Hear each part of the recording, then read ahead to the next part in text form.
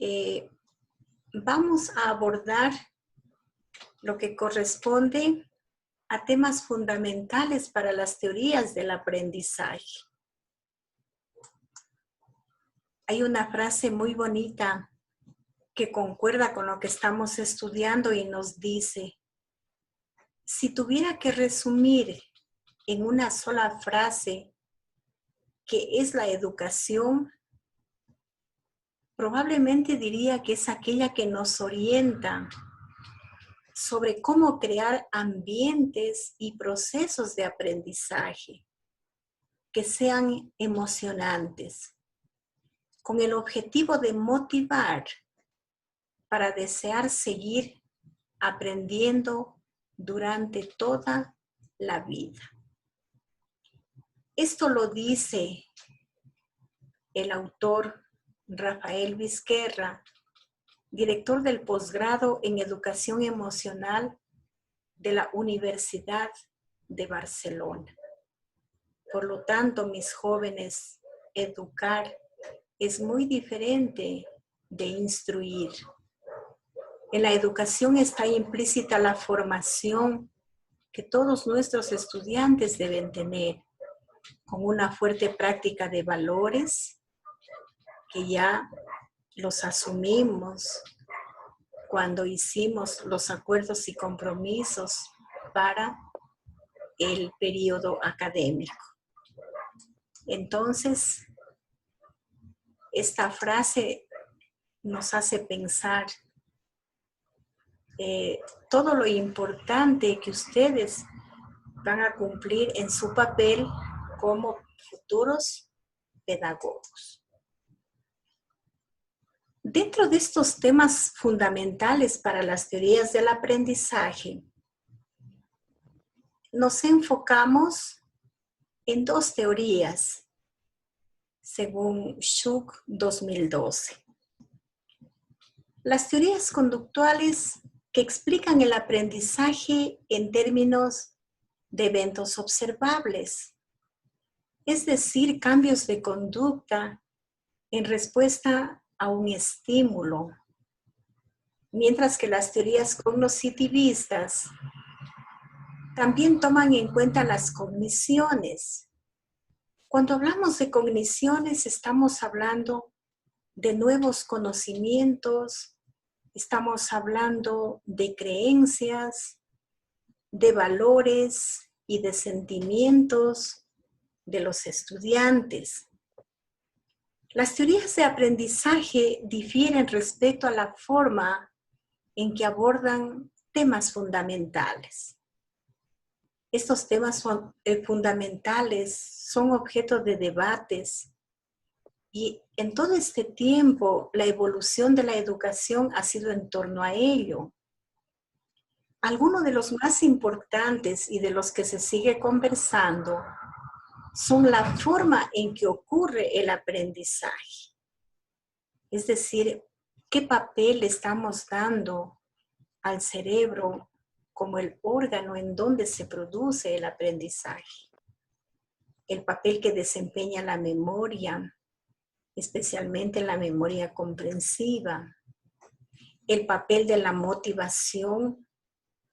La forma en que ocurre la transferencia. Es decir, cómo el conocimiento ocurre a través de la lectura, a través de desarrollar una actividad, a través de una explicación, a través de lo que usted entiende, de lo que hace suyo como conocimiento, aquello que usted ha sentido y que le hace que aprenda. Los procesos que participan en la autorregulación, decimos que el aprendizaje es producto del sentimiento, del pensamiento, de las emociones que el estudiante impregna en todo aquello que aprende. Y sobre todo, las implicaciones para la instrucción. La instrucción no se aleja, mis jóvenes, de la educación. Necesitamos instrucción, necesitamos una base para nosotros poder ir construyendo un aprendizaje de tipo en espiral. De ahí que nos enfocamos fundamentalmente en dos teorías. ¿Qué nos dicen las teorías conductuales de aprendizaje? ¿Y qué nos dicen las teorías cognoscitivistas o cognitivas? Las teorías conductuales consideran que el aprendizaje es un cambio en la tasa, en la frecuencia de aparición o en la forma de conducta o respuesta que ocurre en función de factores ambientales. De ahí, mis jóvenes, recordar que nosotros somos influidos y que influimos en ciertos niveles de aprendizaje como parte de un sistema. Recordarán que ustedes en sí mismos son un microsistema, son parte de un exosistema, de un macrosistema, de un ontosistema cuando hablamos de familia, de barrio, de institución. Cuando hablamos, chicos, de calidad de vida, estamos siendo influidos por sistemas.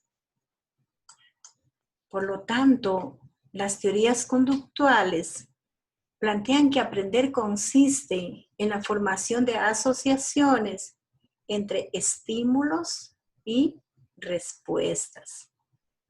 Explican el aprendizaje en términos de fenómenos observables. Si el chico aprende sus símbolos, sus valencias, estará en capacidad de formar compuestos. Por lo tanto, allí hay un aprendizaje en espiral. Cuando el chico observa una práctica en el laboratorio, cuando procede a replicar dicha práctica, está fomentando mucho más su aprendizaje. Por lo tanto, los profesores deben organizar el ambiente de modo que los estudiantes puedan responder de manera apropiada a los estímulos. Pero no solo es deber del profesor organizar el ambiente, sino también es responsabilidad del estudiante asumir estos estímulos en función de su formación y logros de aprendizaje que desee obtener. Por eso yo les digo, mis jóvenes, que en el proceso educativo 50% es del docente y 50% es del estudiante. En cuanto a las teorías cognitivas, destacan la adquisición del conocimiento y las habilidades. Se habla de competencias, pero ¿qué es, chicos, una competencia? Una competencia no es sino el conocimiento, la habilidad, la destreza que tenemos respecto de algo que estamos aprendiendo. La formación de estructuras mentales y el procesamiento de la información y las creencias. Nosotros, según la taxonomía de Bloom, tenemos un proceso de evolución. El primer paso del conocimiento es como un peldaño que todos tenemos que atravesar, es el conocer. Un segundo paso es el comprender. Un tercer paso es el aplicar. Luego seguimos en otro nivel que tiene que ver con la situación de analizar, luego evaluar y finalmente crear.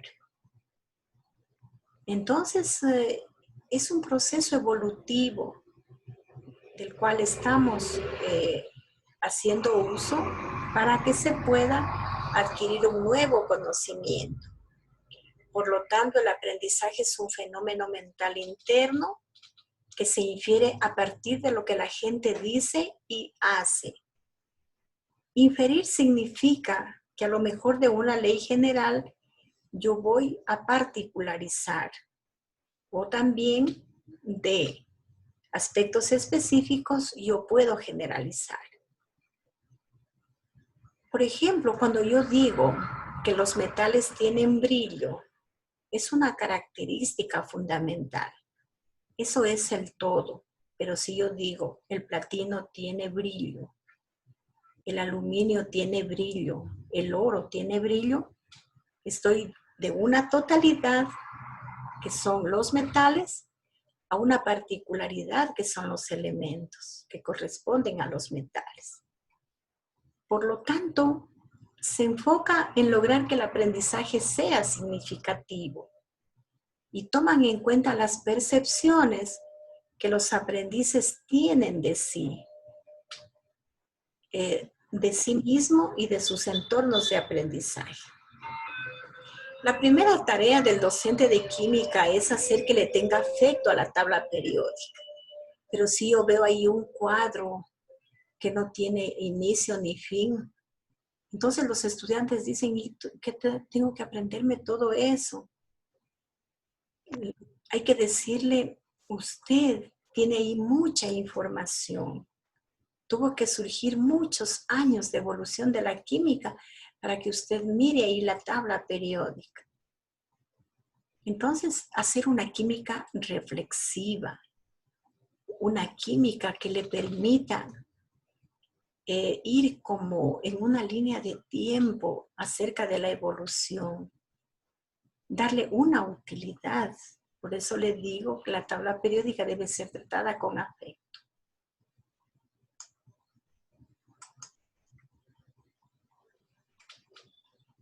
Cambio de conducta se enfoca en las teorías de aprendizaje conductuales y también la teoría cognitivista, que ya habla de estructuras mentales. Entonces, mis jóvenes se plantean sobre cuáles son los temas fundamentales en el estudio del aprendizaje. Entonces, el debate surge en torno a cómo ocurre el aprendizaje, qué papel desempeña la memoria, cuál es el papel de la motivación, cómo ocurre la transferencia de aprendizaje, qué procesos participan en la autorregulación y cuáles son las implicaciones para la instrucción. Estos son los temas entonces que siempre están en este debate. ¿Cómo ocurre el aprendizaje? Es muy importante decir que el enfoque de las dos teorías concuerdan en que las diferencias entre los estudiantes y el entorno pueden afectar el aprendizaje, pero disienten en la importancia relativa que conceden a estos dos factores. Si el estudiante de ciencias experimentales posee un laboratorio que le llame la atención, en donde se le permita ir a hacer su parte experimental, el estudiante se sentirá motivado a tener ese aprendizaje, ¿no? Porque utiliza el laboratorio, verifica, replica, comprueba y se encuentra entonces muy bien, es decir, tiene un entorno apropiado para su aprendizaje. Las teorías conductuales destacan el papel que desempeña el ambiente, específicamente la disposición y la presentación de los estímulos, así como la manera en que se refuerzan las respuestas a dichos estímulos.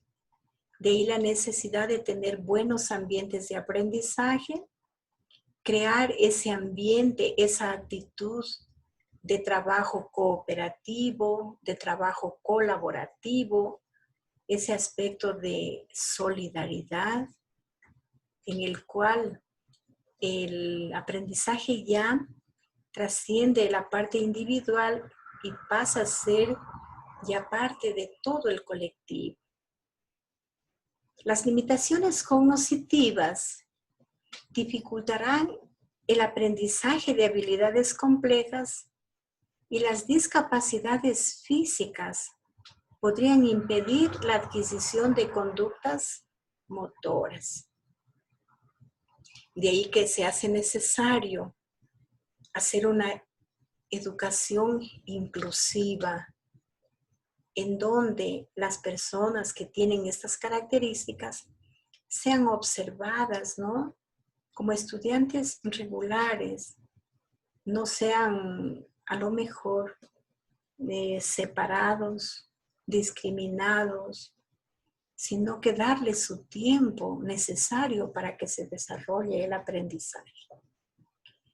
Las teorías cognitivas reconocen la influencia de las condiciones ambientales sobre el aprendizaje, la práctica de habilidades del estudiante, combinada con la retroalimentación correctiva necesaria, promueve el aprendizaje. Entonces, miren, no todos tenemos las mismas habilidades, no todos tenemos las mismas destrezas. Se tendría que trabajar en función de las habilidades del estudiante, potenciar estas habilidades, ponerlas al servicio del aprendizaje. Hay algunos chicos que tienen diferentes habilidades y ellos se constituyen, mire, en el apoyo para los otros compañeros. Hay algunos que tienen mucha facilidad, por ejemplo, con las reacciones químicas, con el uso de compuestos, con todo lo que tiene que ver con valencias y todo esto. Entonces, trabajar con estas habilidades. Las teorías cognitivistas subrayan la función de los pensamientos, las creencias, las actitudes y los valores de los estudiantes. Entonces, fundamentalmente, ustedes saben que por la situación del cerebro triuno, siempre va a haber a lo mejor alguna situación que maneje las otras.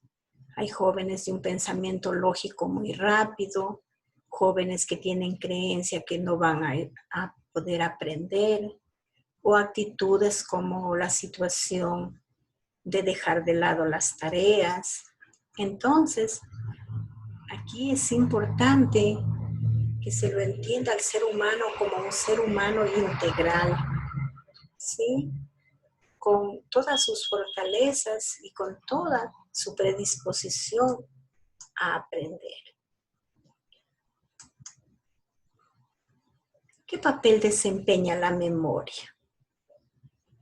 A veces decían que es suficiente, es una buena memoria, pero a lo mejor tendríamos que revisar un poquito en qué consiste este papel. Algunas teorías conductuales conciben la memoria en términos de conexiones nerviosas establecidas como una función de comportamientos asociados con estímulos externos. Entonces, realmente, el estímulo también viene dado por la misma persona, por sus expectativas que tienen, por su vocación, por el deseo de aprender algo nuevo, ¿sí? La mayor parte de las teorías conductuales consideran el olvido como el resultado de la falta de respuesta con el paso del tiempo. El ser humano diariamente está aprendiendo algo nuevo. Por lo tanto, aquello que ya no utiliza tiene tendencia a guardarlo. Las teorías cognitivistas asignan un papel relevante a la memoria.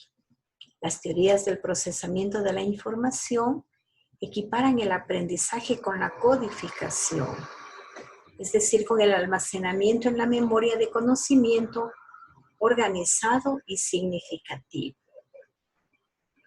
Generalmente, en algún lugar guardamos aquello que tiene significado para nosotros. No lo sacamos en ese momento, porque a lo mejor no nos es de utilidad, pero en un momento determinado sacamos aquello que consideramos relevante. El olvido es la incapacidad de recuperar la información de la memoria debido a la interferencia, la pérdida de la memoria o a claves inadecuadas para acceder a ella. Por lo tanto, la situación de olvido también requiere una reflexión. ¿Por qué se olvidará? ¿Por qué se descartará el conocimiento? Las teorías conductuales postulan que el repaso periódico y espaciado mantiene la fuerza de las respuestas en el repertorio de los aprendices. Las teorías cognitivas asignan mayor importancia a la presentación del material de forma que los estudiantes puedan organizarlo, relacionarlo con lo que saben y recordarlo de manera significativa. De ahí que el aprendizaje se lo observa en espiral. Siempre se aprende, jóvenes, de lo simple a lo complejo. Le hice una pregunta. ¿Sí? ¿Y qué debemos de hacer para que no tengamos olvido en los procesos de enseñanza o en la memoria? Generalmente, mi niña, nosotros, aquello que le damos significado, aquello que necesitamos como una base para un próximo aprendizaje, no lo olvidamos. ¿Sí? Aparentemente parece que lo pudiéramos olvidar, pero no se lo olvida. Y si usted, por si acaso, olvidara algo, con una lectura, con una reflexión, inmediatamente vuelve a recordar. Imagínense que nosotros, como estudiantes de química, nos olvidáramos los símbolos o nos olvidáramos las valencias para formar los compuestos, nos olvidáramos los enlaces químicos, que son los que le dan la característica de un compuesto orgánico o inorgánico. Y todo, mire, si olvidáramos, por ejemplo, el camino de regreso a casa. Entonces, hay una parte que permite, en cierta manera, sacar un recuerdo, pero de acuerdo al significado que le demos. El olvido ocurre cuando ya no le damos significado a aquello. ¿Sí? ¿Sí, mi niña? Sí, dicen gracias. Ya. ¿Cuál es el papel de la motivación? Siempre conversamos de que la motivación tiene que desarrollarse, que la motivación tiene que mantenerse, que los jóvenes están desmotivados. Pero ¿cuál es el papel de la motivación? Asimismo, las teorías conductuales definen a la motivación como una mayor tasa o probabilidad de ocurrencia de la conducta, lo que resulta de la repetición de las conductas en respuesta a los estímulos o como consecuencia del reforzamiento. Si a un estudiante le llama la atención los inventos, los descubrimientos, yo pienso que cuando más lees sobre esto, más se motiva a tener mayor y mejor conocimiento. Entonces ahí el cambio de conducta, el estar buscando la información, el estar pendiente de lo que ocurra, es una motivación. Y también el reforzamiento por estar siempre al tanto de lo que sucede. Entonces, por eso las personas leen un poquito más, amplían la bibliografía, están viendo un documental, están viendo un videíto, relacionando aquello que tienen en su clase para, por su propia cuenta, ir ampliando el conocimiento. Las teorías conductuales no distinguen entre la motivación y el aprendizaje, sino que utilizan los mismos principios para explicar toda la conducta. Es decir, consideran que la motivación es propia del aprendizaje y que el aprendizaje se produce porque siempre existe la motivación. Es decir, son términos que permanecen enlazados. El estudiante aprende, dicen, porque está motivado.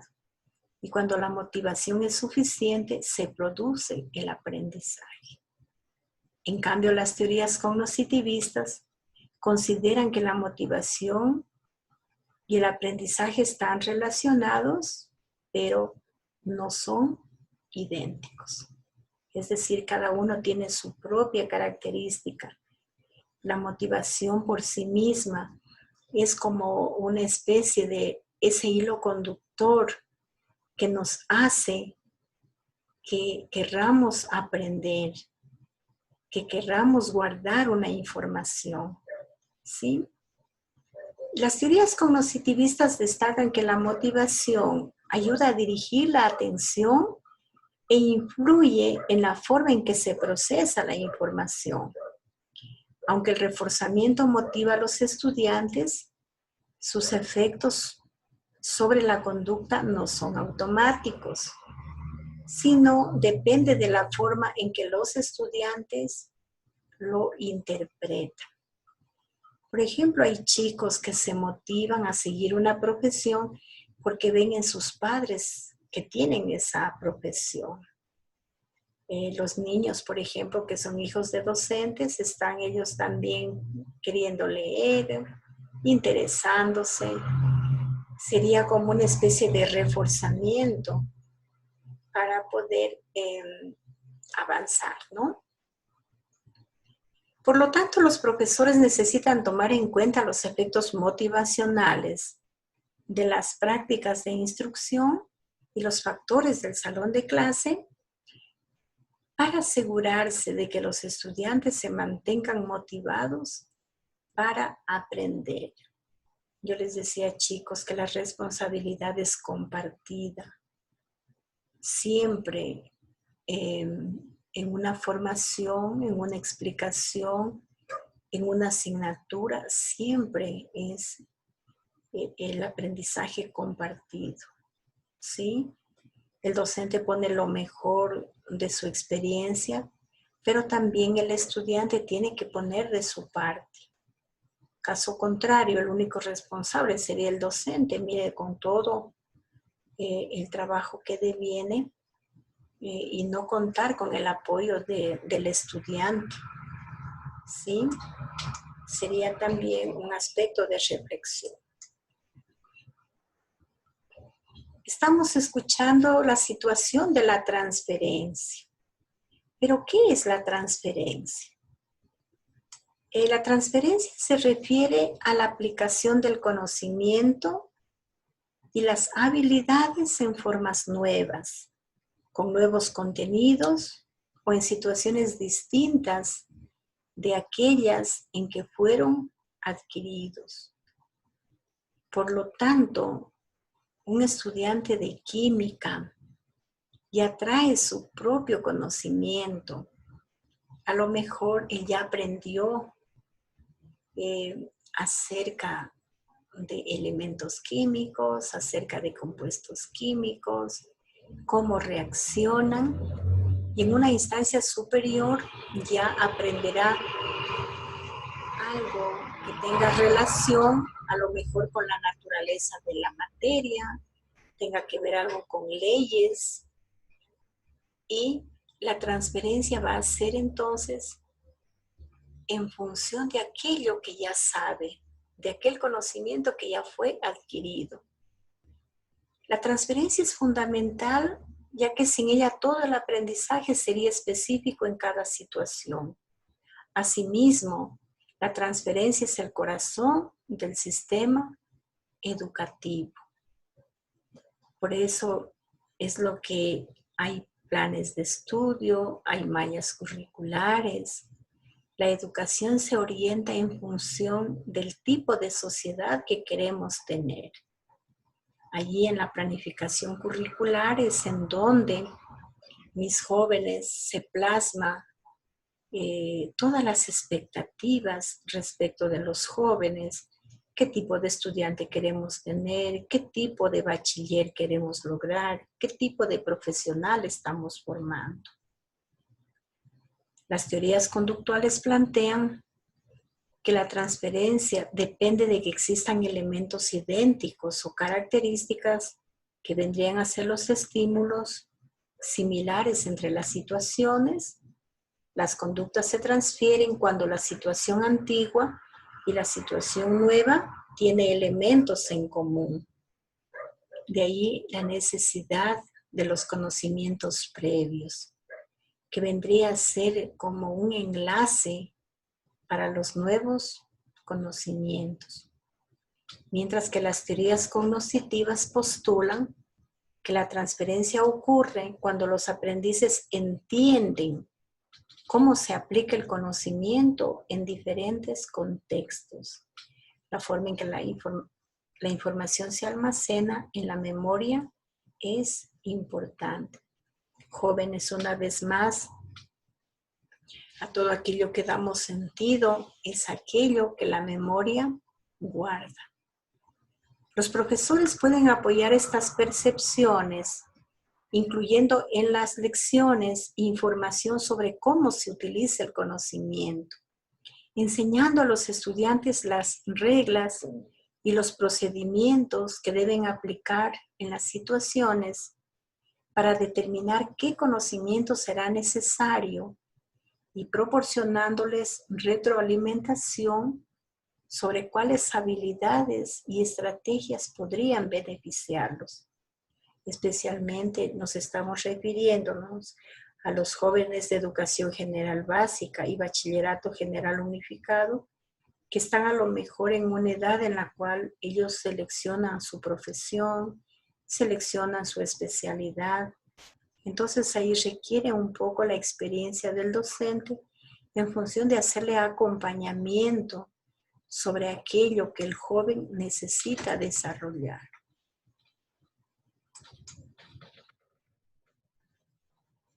Hay una parte muy importante que se habla, ¿qué es la autorregulación? El aprendizaje autorregulado se refiere al proceso mediante el cual los aprendices dirigen de forma sistemática sus pensamientos, sentimientos y acciones hacia el logro de sus metas.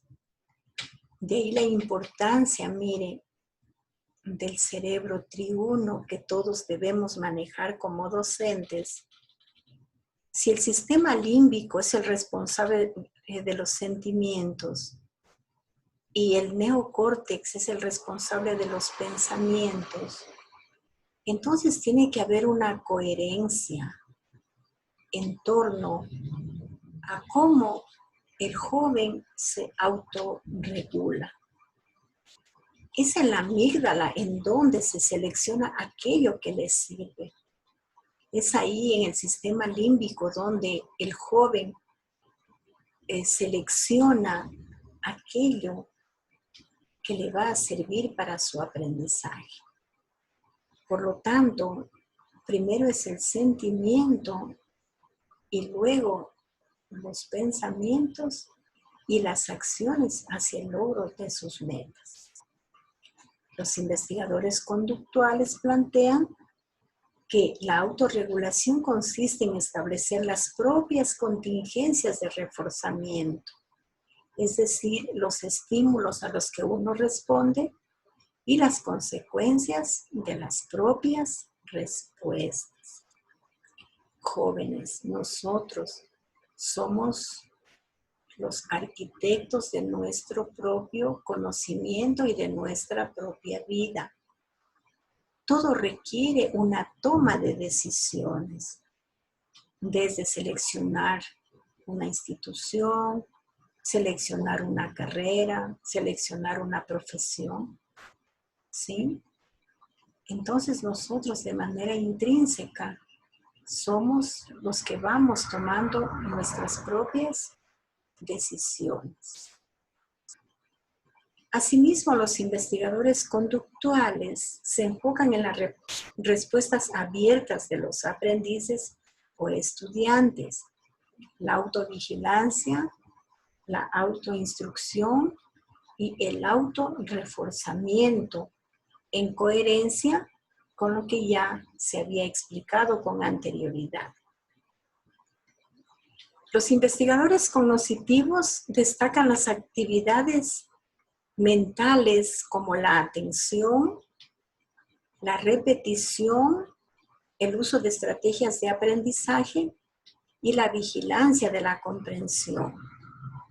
Además, hacen hincapié en las creencias motivacionales acerca de la autoeficiencia, los resultados y el valor percibido del aprendizaje. ¿Sí? Entonces, miren, actividades tan importantes como la atención, la repetición y el uso de estrategias de aprendizaje. Para que ocurra la autorregulación, los aprendices deben tener ciertas opciones en sus motivos o métodos para aprender.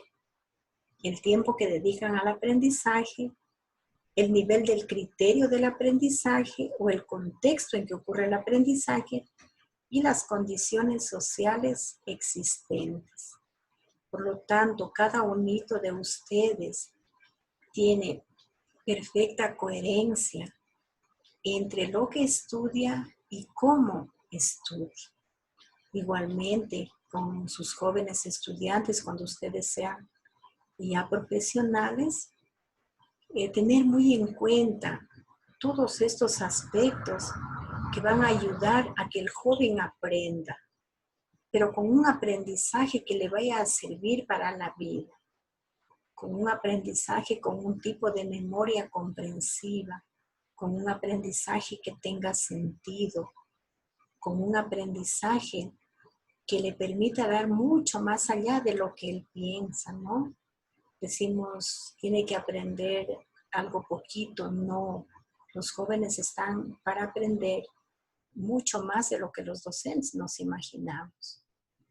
Ellos ahora, los jóvenes, con su capacidad para la tecnología, con su capacidad de comprensión, aprenden mucho más rápido, ¿sí? Y en diferentes contextos.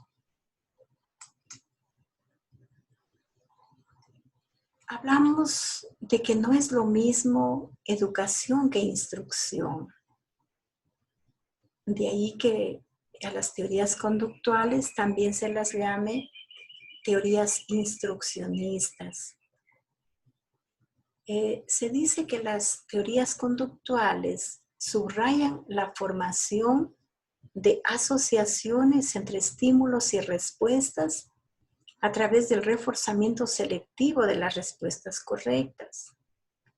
Las teorías conductuales son más adecuadas para explicar formas más sencillas de aprendizaje que involucran asociaciones, como los hechos de la multiplicación, el significado de las palabras en otros idiomas y recordar ciudades capitales. Es decir, son aprendizajes básicos que todos deben tener, dicen, como de cultura general. Luego vendrá ya el aprendizaje un poquito ya más especializado. Las teorías cognitivas explican el aprendizaje en términos de factores como el procesamiento de la información, las redes de memoria y las percepciones e interpretación de los estudiantes de los elementos del salón de clase, los maestros, los compañeros, los materiales, la organización.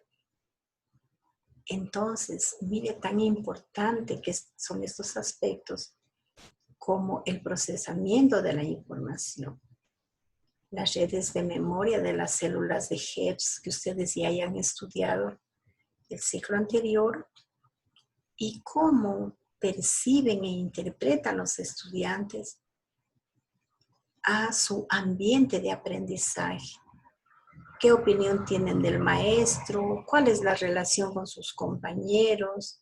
¿Qué tipo de materiales? ¿Cómo se organizan para la ejecución del aprendizaje? La enseñanza afectiva requiere que determinemos las mejores posturas teóricas para cada forma de aprendizaje que nos ocupe y que obtengamos a más de ellos sugerencias para la enseñanza. Un desafío constante de la investigación consiste en especificar las similitudes y las diferencias entre los tipos de aprendizaje e identificar métodos instruccionales eficaces para cada uno de ellos. Por eso es importante la instrucción, pero se complementa con la educación y la formación. Si solo hubiese instrucción, como quedaría un poquito incompleto, ¿no?